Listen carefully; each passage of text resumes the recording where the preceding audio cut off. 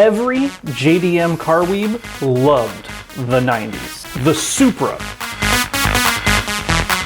300ZX,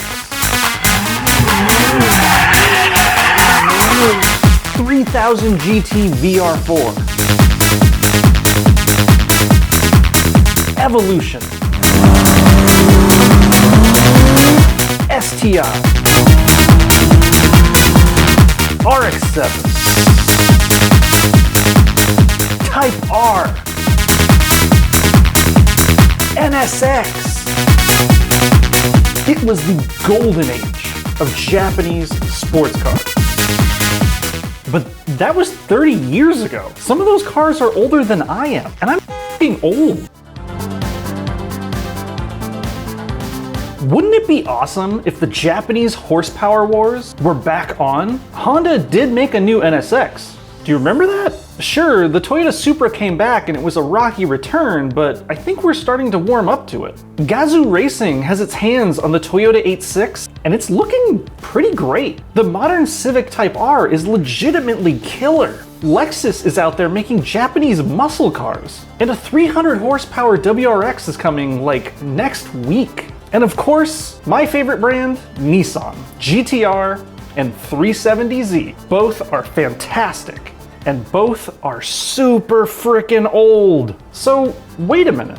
I think the Japanese horsepower war is back, and I think Nissan's about to launch their strongest attack yet. The Nissan 400Z, a rear-wheel drive, 3-pedal sports car with 2 freaking turbos that you and I can actually afford. Is Nissan about to win the war? Is this the car that saves Nissan from the brink? Are we going to buy one? Stay tuned, because I'm the Squid, this is Ideal Cars. Hit that subscribe button down below, because I'm gonna answer these and all of your questions after the break.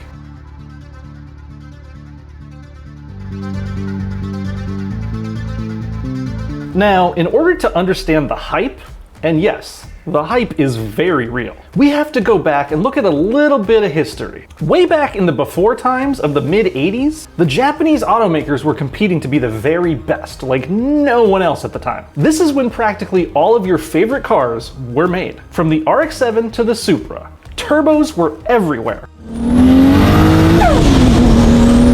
Everything was rear-wheel drive.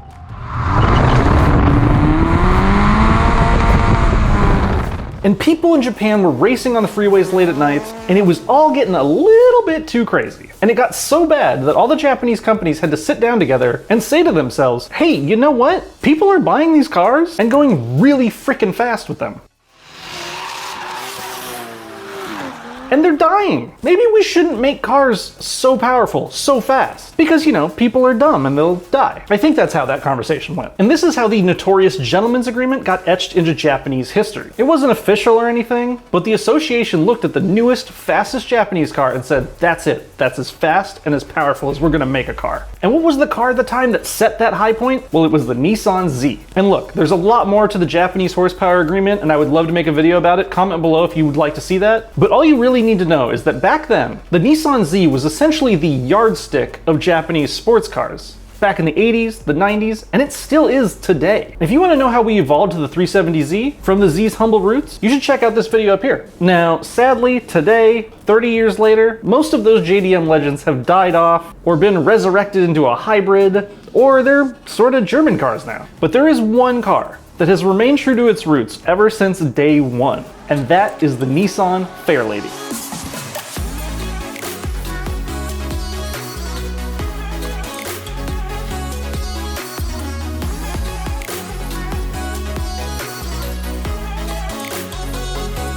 And each generation of the Z nailed it, delivering an affordable, exhilarating sports car for each generation. And today's 370Z is basically the FAIRLADY perfected. It's tight, it's fast, and it can stand up to cars worth way more than its asking price. But it's old. You see, the 350Z made the Z come back in 2003. That means it's old enough to vote now. And the younger generation isn't that much younger. It doesn't feel like it, but the 370Z is over 10 years old. Sure, It's incredible, and it's better than the 350Z in almost every measurable way. And right now, it's one of the best cars you can buy for under 20,000 bucks. But there's no denying it. It's old as sin. Typically, a car has a model line that lasts about 5 years, maybe 7 years if you're Audi. But why would anyone want to buy an old Audi?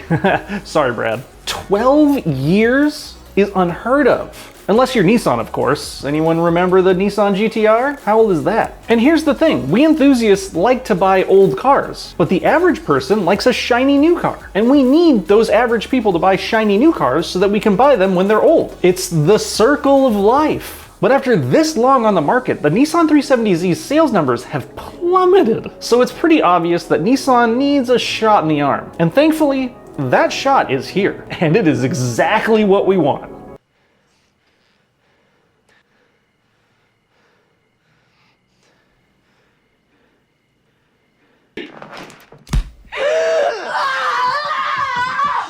First things first, the best news of all. It has a manual. It's got 3 pedals. It's got 6 whole gears to play with. This is a proper driver's car. One that you'll look right at home in if you're wearing our most popular shirt, Save the Manuals, which you can buy up here. Yes, the 400Z is still a Z. The DNA is still intact. And if you're asking me, the 400Z is that DNA superfied. It's like super DNA. Super DNA is like a thing, right? It's still delivering its power to the rear wheels. And yes, the modern takes on the Civic Type R and the WRX STI have made other drivetrains kind of appealing, but you know, and I know, the most fun to be had in a sports car is when the power is being sent to the rear wheels. And I bring up the WRX STI because it seems like that's been the main competition for the Z over the last generation. But with the 400Z, I think Nissan's upping their game and taking aim at a much bigger, scarier, and faster competition. The Toyo MW Supra Z4. Because by all accounts, Nissan is bringing the heat to Toyota on this one. It's all but confirmed that the next generation Z will be powered by the Q60 Coupe's V6, packing twin turbos, and rumored to be pushing a stable of 400 ponies to those rear wheels. And look, I'm a simple creature. Sure, the new Z might have like a better chassis, or some tricky suspension bits, or some kind of magical something I don't give a crap about. What gets me excited for a car is horsepower, and turbos.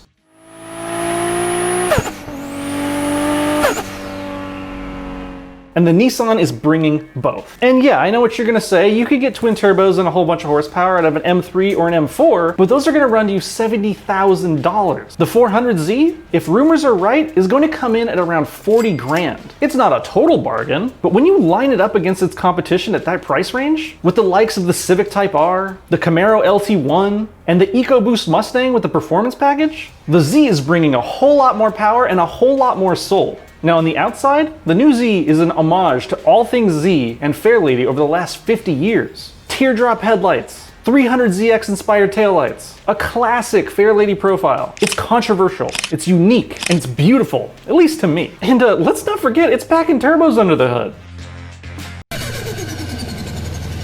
I mean, what Japanese sports car is ever left stock? People are already making insane modifications for the Q50 and the Q60, which, you know, makes sense because it's the Skyline in Japan. The Red Sport 3-liter twin turbo, aka the VR30DD-TT, which is a whole mouthful, already has tuning companies drooling. Like Alpha Tune, which has a plug-and-play upgrade, a lot like the Cobb Tune, but is even easier to use, and adds 66 horsepower right off the bat. Headers, exhaust, ceramic bearings, combined with that tune, and suddenly you're driving a 500Z. So yes, the age of Japanese tuner cars is not dead yet, and you better believe the 400Z is on my Amazon wishlist. I think Nissan actually got it right this time. I think that maybe we're about to see one of the greatest Japanese cars ever made that actually lives up to the hype. But that's not all. I think there's another reason that the 400Z is important. You see, I think this new Z is actually going to be something quite historic. Why? Because it really seems that this is going to be one of the last great JDM sports cars. I'm talking about gasoline, with a shifter, and decent horsepower rating. You see, in the age of electrification, these are things that are going away. I know. I'm sad about it too. I love the new EV hypercars and stuff, but I do love a nice, loud, sputtery, manual shifting, rear-wheel drive, classic car.